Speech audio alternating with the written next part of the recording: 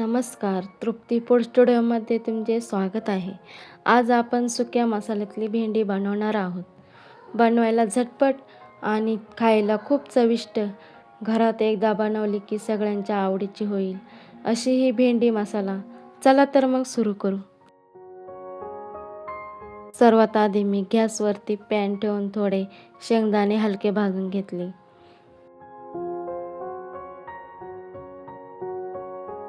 नंतर मिक्सरच्या भांड्यात टाकून ते बारीक कूट करून घेऊ. मग त्यामध्ये 1 चमचा मीठ, 1 चमचा हळद, 1 चमचा लाल मिरची पावडर, 1 चमचा गोडा मसाला, मग ते मिक्स करून घेऊ. नंतर भेंडीचे 4 भाग करून त्यामध्ये हा मसाला भरून घेऊ.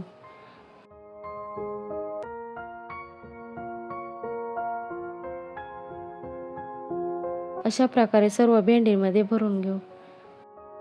आता गॅसवर पॅन ठेवून त्यात थोडे तेल टाकू आणि नंतर भरलेले मसाला भेंडी त्यात टाकून शिजवून घेऊ.